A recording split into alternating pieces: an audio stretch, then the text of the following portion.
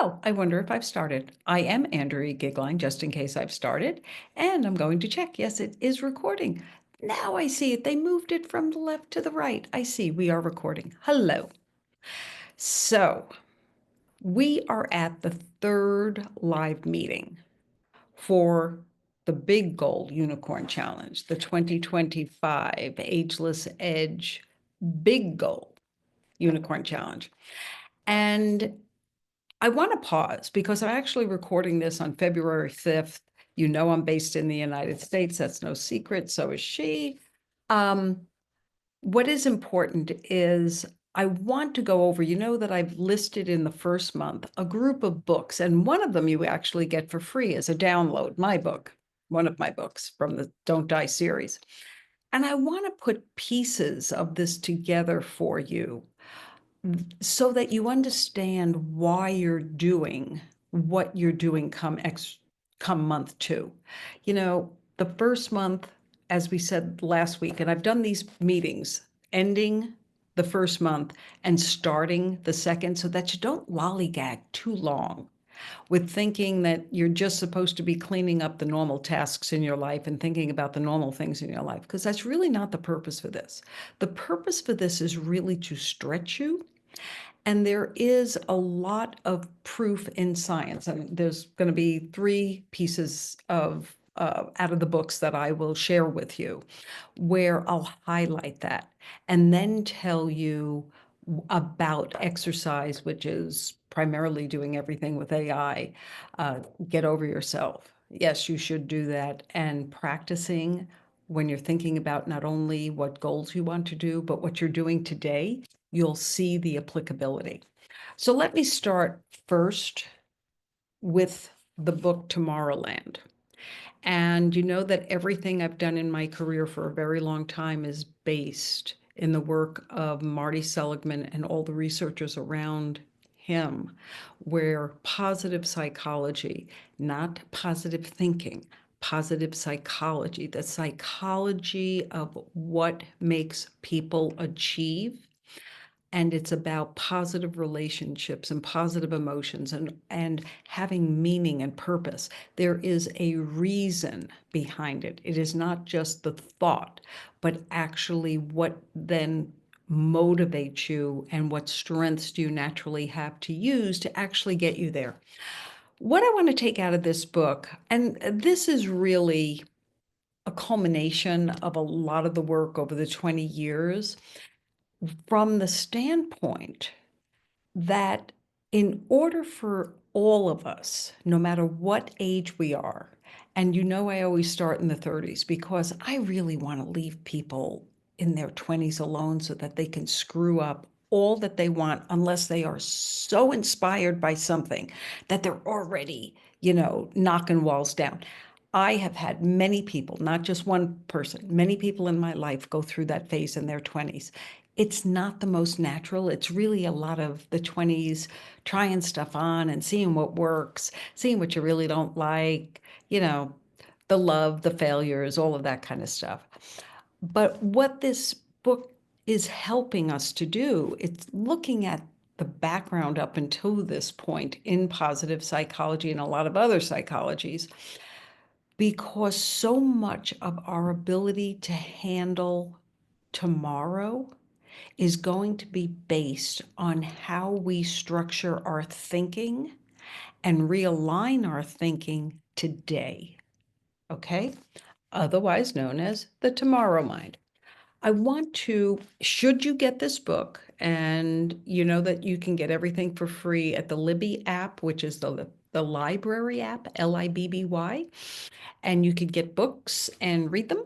And so if you get the book, it's on page 142. There is something called VUCA, VUCA. And oh my gosh, 15, 20 years ago, whenever this came out, my husband was big into it. Volatility, uncertainty, complexity, and ambiguity. Your ability to really adjust to those four words and allow them to be a part of your life is really what it will take. And if you have lived through the United States, in the last 2.5 weeks, having, being able to experience volatility and uncertainty and complexity and ambiguity. Honey, if you can't do that, you're going to be SOL. And the reason that this is so important is because we don't know what's coming, not because we do. Yeah, we've got a hint. We've got hints all over the place. Generally, we don't take them until the hint becomes this rock that falls on our head. And I would say, just very generally, we're kind of there. So, page 142, if you read about that and try and wrap your mind around like what parts of that work for me and what parts of it don't, then it tells you where the work is that you have to do. Then I want to go to my second book, Big Goals, because again, the 60-day unicorn challenge is about cleaning up the day-to-day things in your life so that you finally free your mind enough to start thinking bigger. And why it's so important to start thinking bigger comes out of a group of research all over the place. But the particular part I'm going to focus on in the book today is on page 35. And they were talking about loggers and the people who, cut down trees for paper and all of that. Excuse me. And they found that the difference between ineffective loggers and effective loggers were that the effective ones had set specific goals for a day and weekly cords per man per hour. Now, all of us get really cranky when it comes to having our performance measured. And when you're doing things like we had hotels, and you could measure the efficiency of how someone cleans a hotel room. And there's actually a great story in this book, how a young person realized, because they were getting paid per room in their parents' business, office cleaning business, and he set up a system. And the system was to have the supplies in each one of the rooms and have a checklist so that he wasn't wasting his brain thinking, did I do this? Da, da, da, da, da. So he had a checklist, he had everything prepared ahead of time, and that allowed him to increase his speed. Increasing speed meant he did more rooms, either meant he got to go home earlier, which was one benefit, or he got to make more money by doing more. That's why we do that for ourselves in our life. That's what the base unicorn challenge is really about. What I want you to focus on here is kind of that's already set in, and it's time for you to now up your game. And if you don't stretch, and this is the important part, a subsequent job at the American Pulpwood Association narrowed the best performance among loggers to those not only setting specific goals, but specific and challenging goals. And that's what's so important. We actually do better when we are in what I call the learning stress mode, where we think we don't actually know something. We know enough to get us so far, but we have to keep pushing. And I know that that adds physical and mental discomfort. But your ability, going back to the VUCA, the more you can train yourself to accept that that actually works in your favor, the better off you will be. And so I'm going to leave a part out of the book, which you got downloaded. And it's going to be page 6 and 7. I'm actually going to read, but I'm going to do that towards the end. Because you want to turn off the video, you can. Exercise for this month. What you've done up until this point, and if you hear little sounds, I have a cat, as you well see in my videos, and she just thinks it's time to do her nails because I have something important to do. Well, what is important about you taking like your bigger dreams and putting it into AI is it's fun to see what AI comes up with. And I've had enormous success with AI stretching and allowing me to see bigger things in very mundane tasks. I was doing taxes this week. Um, there were a number of things that I did that it was amazing how quickly it helped me think through something. But the core exercise for the month of February, for the next 30 days, is for you to take the things that are already in your life right now, like your resume, like your daily schedule, things of that nature, put it into AI. See, ask the question, if I want a job doing XYZ, how would I rearrange this resume? You have a daily schedule and you're trying to achieve certain things. You can ask it to set out an optimal timeline for you to organize between your circadian rhythm, your personal life, and your business life, and it will come up with a schedule for you.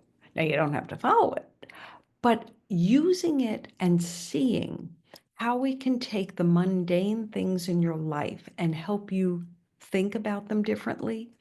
You'll then be able to step into how AI can help you think bigger when you take all of the ideas that you have about what you may want to do. I don't know if I've mentioned it in January, but I have a big goal, and it's around inspirational media, and that's the one I'm working on now.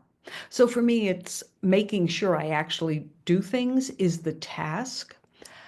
Being able to be on the forefront of how things are changing to potentially capitalize on that, particularly the ageless edge part, because as you all know, I'm 69 years old. It's the 60s and 70s and 80s that need to get pushed into action too. We can't have people logging around or lounging around too much. Why? Because they are better community members when their hearts and their minds are engaged. The same exact thing in your 30s and 40s and 50s. It's really not all that different. It's just where you want to put that energy and what a big goal looks like. So, um, the reflect on the results that you get, and then you remember, this is how you take back your power. You remember that you're the person who gets to judge, is this stupid system giving me something better? Like, is this really worth it? And then each day, choose one task from your daily activities or job and ask chat to assist you. Why? Because when you already know how to do it, you'll be amazed at what it might say or spit out that helps you think about, wow, I could do this a little bit differently. And the more comfortable you get at doing that, if you have a bigger goal, and I'll give you like a 30s goal that has been in my life a lot with people in their 30s in my life.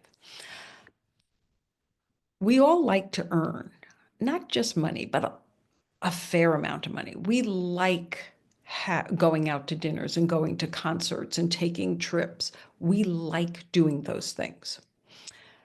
In their 30s, they're also having children, and traveling is a part of their life differently than what it looks like in my life today.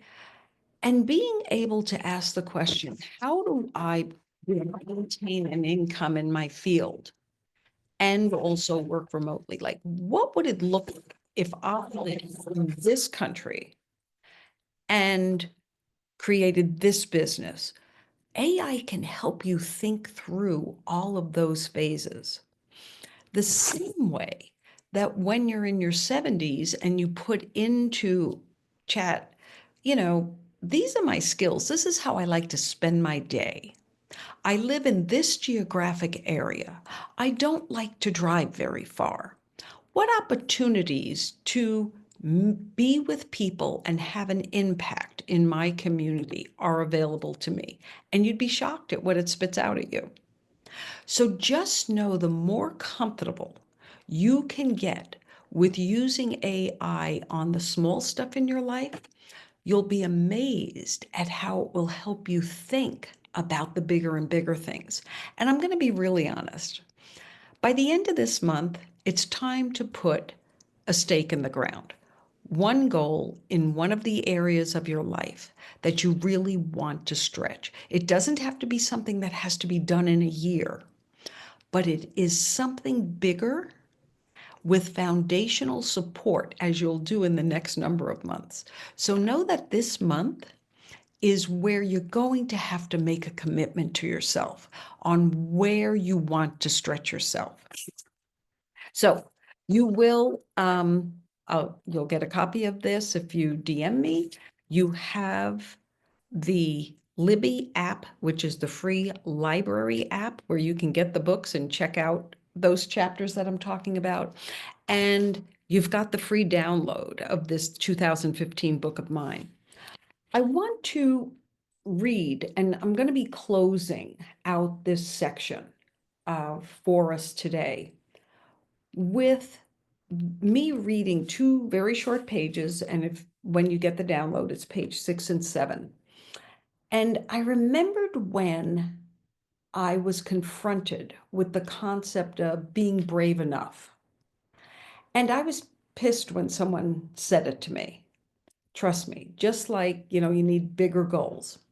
Well, for me, it took place in the mid 90s, actually 1996. And I was completing my dissertation, and it was over a lunch that I was paying for. And I wasn't happy because I felt like I had enough.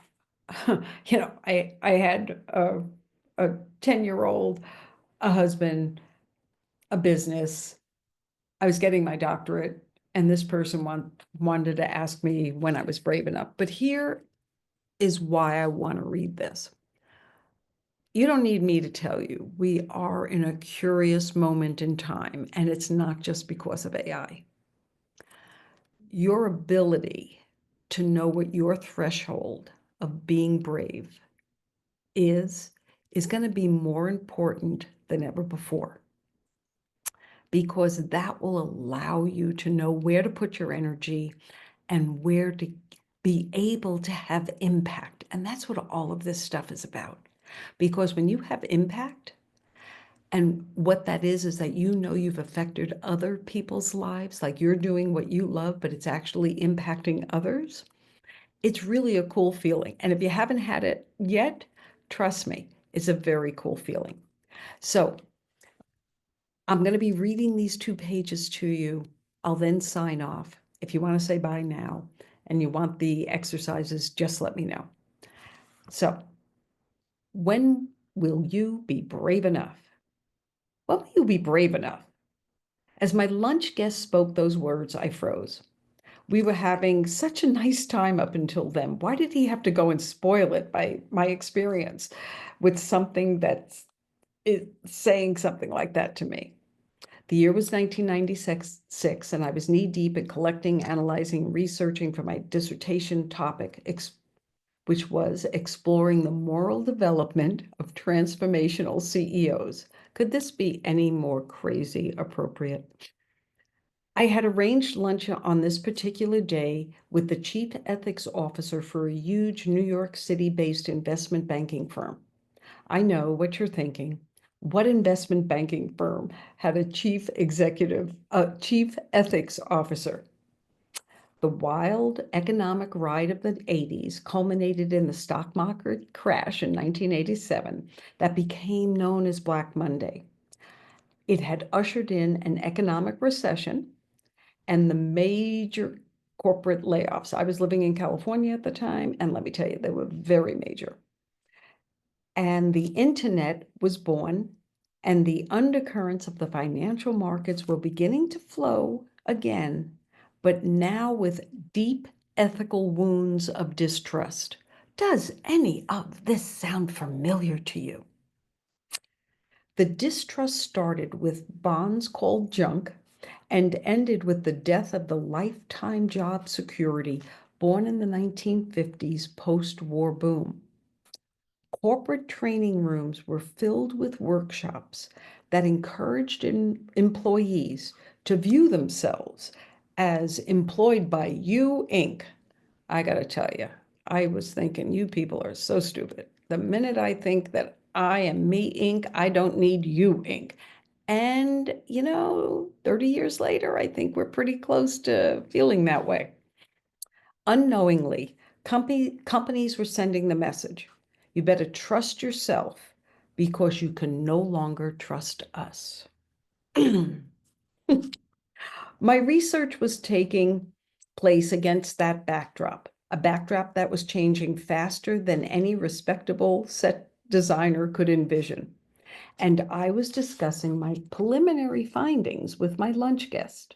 And I innocently said that the research was trending in the right direction, but without the ability to measure the spiritual nature of a CEO, I feel that I'm leaving out the biggest part of my investigation.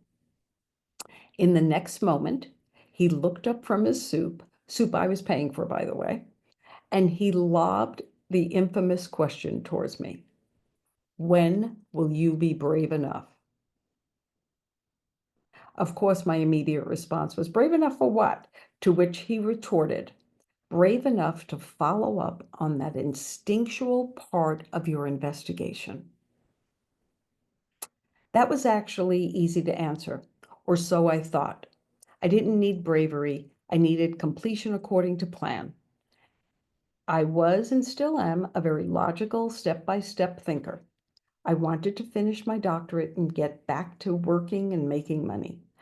I did not want to invest my money and my life energy in changing the system of business based in logic, one that I already knew was resistant to merging the proven with the impossible to prove. That was not a lesson I wanted to learn or teach. Now, I wrote that 30 years ago.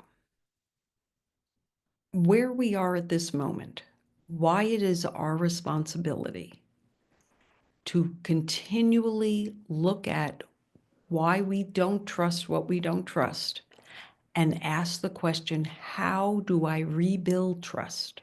What has to happen to rebuild trust first in myself and in the institutions around me? Because as you answer those questions, you'll be taking actions that keep stretching you and making you feel uncomfortable, which is exactly what all this stuff is about. Put all of that angst to good use. Don't just fill your head with worry about it.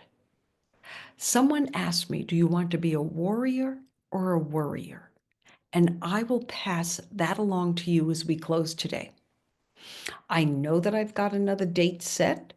At this second, I can't remember what it is. I think it's like Wednesday, February 28th at the same time. I will put that in the description below. Again, if you want the forms, you have to make sure that you either direct message me or sign up on servingsuccess.com. I am Andrea Goeglein. The bigger the goal, the more angst you'll create and the more fun you'll have. Thank you for joining me today.